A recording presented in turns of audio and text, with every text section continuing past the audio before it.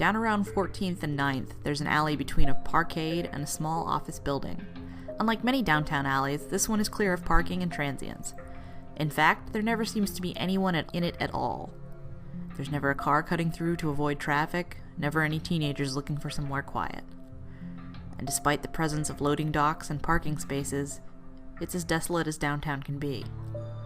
If you walk down this alley in the winter, you'll smell rotting meat coming from a dumpster and hear sounds emanating from it that sound like rats. But if you look inside the dumpster, you'll find that it's empty other than a plain tin bread box. The bread box will, despite being of a kind not manufactured for decades, be in mint condition. If you open the box, which you should never do under any circumstance, you will discover that it contains your own severed head. Your head will tell you 2 secrets and a lie, and then expire.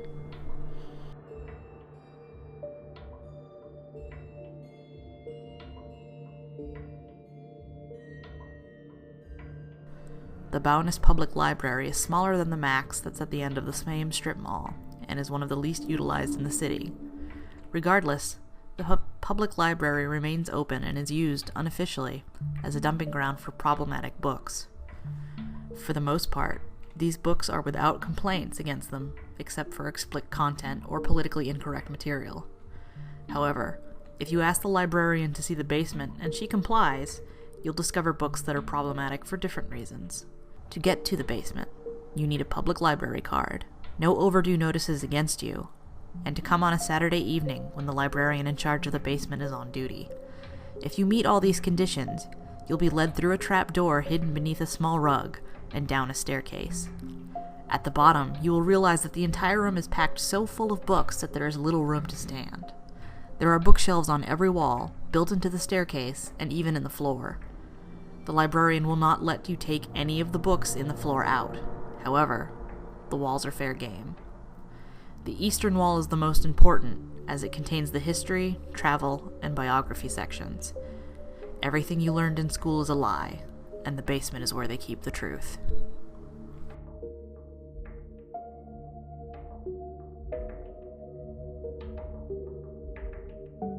There is a faux English pub that has operated for decades under various names and ownerships, although it never remains profitable for long. Something about the place fills normal people with unease. The echoes are of no concern to those that know they exist and are prepared. To ensure your safety in the pub, bring with you a solution dandelion and lemongrass, about half a liter's worth. The solution will repel any existential or psychic hazards. The pub remains solidly uninteresting for most of the day, but around closing, practitioners and acolytes begin to filter in. The owner remains in the back room, unwilling or unable to mingle amongst his unusual patrons. In a show of deference, the most recent owner replaced all of the steak knives with black-handled alternatives. The pub is a meeting place and the focal point of the local community. The pub's echoes remain a mystery despite its closeness to the community.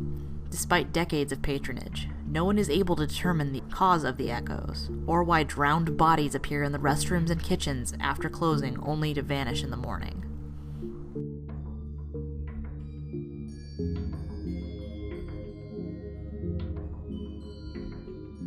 Despite campaigns against it and a law against displaying tobacco products, the Tobacconist on Center Street has remained open and apparently prosperous. Although they do good business with their usual stock, what makes this shop notable is the contents of the 3 numbered jars located at the back of the building, in the back room. In order to sample this unusual product, you must come equipped with a mixture of the following: many-flowered yarrow, prairie smoke, tall larkspur, and purple-stemmed aster, ground in equal proportions into a thin powder. The owner of the shop will accept this gift as a sign of good faith, and proof that you are a fellow traveler. Ask the store owner for a sample of his private reserve, and tell him which of the 3 jars interest you. Jar 1 contains a potent hallucinogen, which will permanently transport you to the dream city below. All the usual routes will be closed to you, and your body will remain catatonic in the back of the shop. Jar 2 contains a thick, smooth cherry tobacco that will burn your lungs, your heart, and leave you totally hollow. Jar 3 contains a light, sweet substance that will leave you unconscious, and your dreams will be of pivotal event in the secret history. Never return to the shop. The tobacconist will make inquiries and discover that you are not, in fact, entitled to his smoke.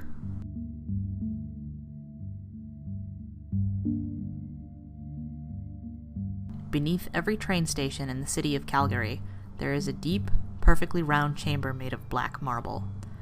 Each contains indistinct shadows of furniture and residents that, when they are combined, yield a single, solid, populated room that coexists beneath every station at once.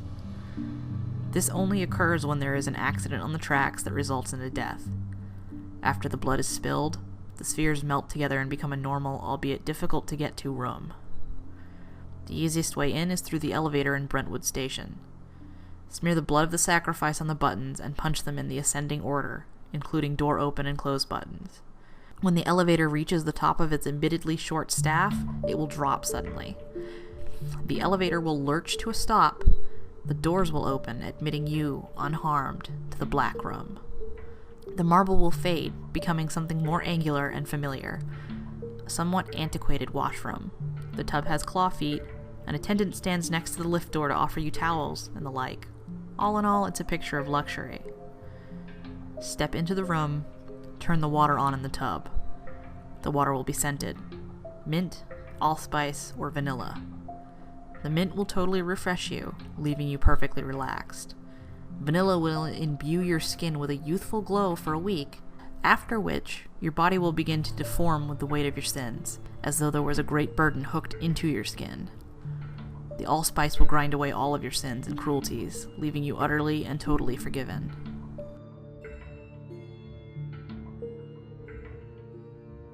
In Ogden, between the hours of 10 o'clock p.m. and 2 o'clock a.m., a locked door in the back of a 24/7 convenience store will be opened. During these 4 hours, the third shift clerk will remain behind his counter if he can, leaving spills and other problems to sort themselves out until the door closes of its own accord. If you arrive during this hour, walk through the door and close it behind you. The door leads into a small room made of bare concrete. To your immediate left is a disused washroom. Do not open this under any circumstances, as they have not cut the bodies down since 1995. Instead, turn right and look at the payphone.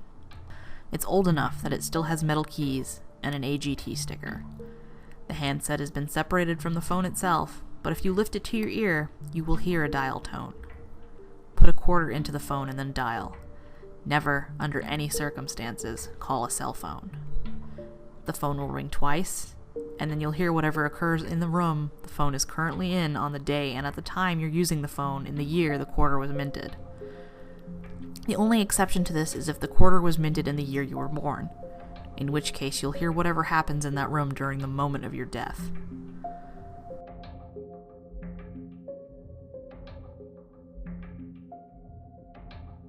Beneath a nameless overpass is a dry, concrete hole that descends into the city's foundations. Although the hole is open and unmarked, no one seems to have fallen into it or even come close. In fact, when you find it, you will have to strain your eyes to see it. When you do, you'll notice that there is a perfectly circular hole with no means of descent. The walls are too smooth to brace yourself against. The only way down is to jump. So jump, holding on all the while to perfect confidence that you will land unharmed. If your confidence vanishes, so will the mattress beneath you to break your fall. Once you land, get up and walk straight ahead through the dusty gloom. Eventually you will find a laptop computer sitting on top of a milk crate. The computer is on, and its battery is perpetually at full, although it isn't plugged into anything. The screen doesn't display an operating system, instead showing a list of names that updates with a new name once every 8 seconds.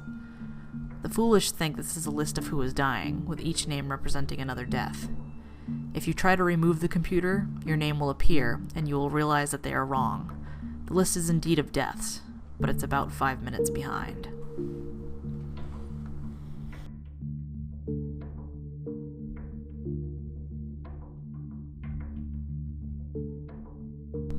In 1994, the province ordered the closure of Calgary General amidst recession and the fear of an unbalanced budget. Calgary General's closure was fought tooth and nail, as it was the city's only hospital equipped with an emergency room. The province continued to undermine public health care for over a decade, shuttering hospitals across the province and laying off doctors and nurses who are now in short supply. However, these hospitals aren't truly gone. Like people, places can sometimes leave an impression behind. More if it's one that's etched in blood.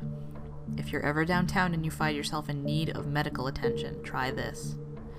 The old hospital site was in Bridgeland, although it's impossible to get to the hospital from there now. Instead, you must wait until the lockup. Around that time, antiquated-looking ambulances will start circulating in the city. Flag one down and board it, and then tell them that you need to get to the hospital. The driver won't be able to care for your injuries. He's a driver, not a paramedic. However, he'll drop you off at Calgary General. Unlike the ambulance, Calgary General will be as it was at its height, one of the leading medical centers in the country. Of course, everything is about 15 years out of date. Leaving is unfortunately more difficult. They get so few patients. They need the practice.